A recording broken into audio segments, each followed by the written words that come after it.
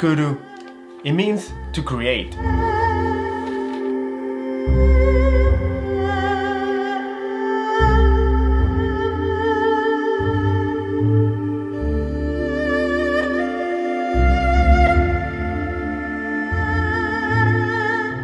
I've been in this space for 6 years now. It's in the basement of my home and it's one of the reasons why I bought this house. It's perfect. It has everything that I need. It has my desk, it has all my calligraphies, I can create my videos, I can do all my commissions, and I can maintain this studio out of this little tiny office. No matter how perfect you think a space is, there's always some shortcomings. And my biggest shortcomings actually doesn't have anything to do with the space itself, it's with this table right here. Besides my desk over there, I don't have any other table or desk in the office, and all I've been doing for the longest time is working out of this folding table and putting a piece of felt over it and working out of this. Worked great, but as you can see, it breaks down the entire office. Like, I have to walk around this little tiny place here to move in and out. Like, I can be on my desk and I can be here.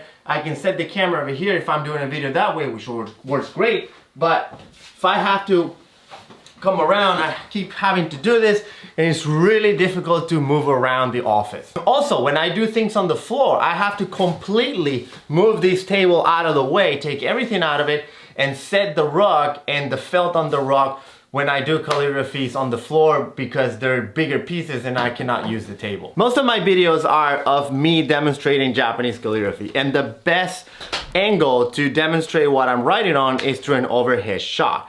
And in order to get that, you have to build an overhead shooting rig, which I did a few years ago. And it works great. The only problem that I have with it is that it doesn't have a table to stand on. It's here on the corner of the office, and sometimes I have to take it out of the office if I need more space in here. And every time I'm gonna shoot a video, I have to bring it out of the corner, put it here on the table, set the table, break it down, and then put it back away, which is kind of a pain. So I've been thinking about a solution to this problem for a long time. And to be honest, I feel a little bit of a hypocrite, because I keep telling everybody that wants to start Japanese calligraphy that one of the things that you need to do is to have a dedicated table for practice. So all your tools are always out there. Everything that you need is always out there. You have a dedicated space for practice. And I kind of don't. Yes, I have this office and this is what I work, but a dedicated table where my tools, my brushes, my paper, my paperweight, everything is always set, I don't have that. I'm constantly shifting this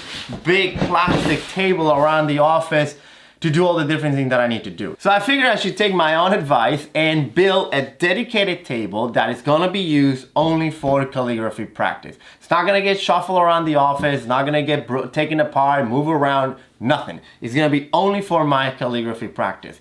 It's gonna require a little downsizing though. This table is about 72 inches long, which is the biggest problem with this table, is that it's too big for this room, makes the office looks smaller than it actually is. So I'm gonna have to do about half the size and build a table that's just gonna be this big and is only gonna be just for my calligraphy practice. Yeah. I want this build to be simple and easy to do, and I also want to use materials that I already have here in the shop. For the legs, I'm gonna use these 2x2 pieces of pine from an all IKEA bed from my son. For the top, I'm just gonna use 3/4 inch plywood.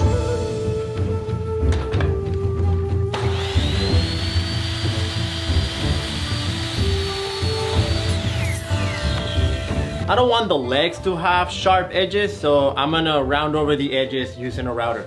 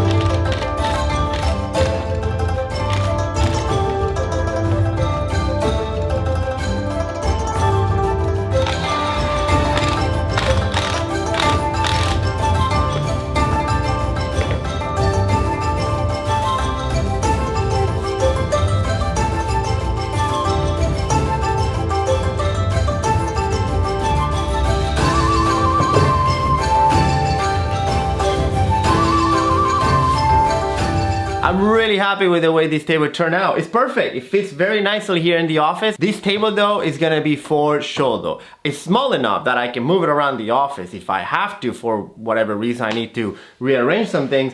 But it's always gonna have everything that I need for my practice. It's gonna have my papers, gonna have my felt, my brushes, my ink. So at any given moment when I have time, I can sit down and practice and everything here is at the ready. While building that table, I actually decided to build a second one for the overhead shooting rig. So now, the overhead shooting rig is here in this corner with its own dedicated table, dedicated space. So every time I'm gonna shoot a video and I need that overhead shot, I'm ready to go. It's plug and play. Just put the camera, turn the lights on, and it's ready to go. I don't have to anymore pick this thing up and move it from table to table everywhere around the office whenever I needed to do a video. So yeah, I'm pretty excited about this new setup. Not only it opened up the space so I have more room here to walk around, but I also have two dedicated areas. I have my practice area right here and I have my shooting area right there. So they're both ready to go at all times whenever I need to practice or shoot a video. Hopefully this setup now, what I'm looking for is that's gonna make it not only easier but more functional for me to maintain my practice and make more videos. So thanks for watching. I hope this video inspired you to create your own dedicated space for practice, because I think it's really important to have that area that you always have at the ready whenever you have a moment to practice. And I feel that's one of the key things to maintaining consistent practice. So thanks for watching and I'll see you soon.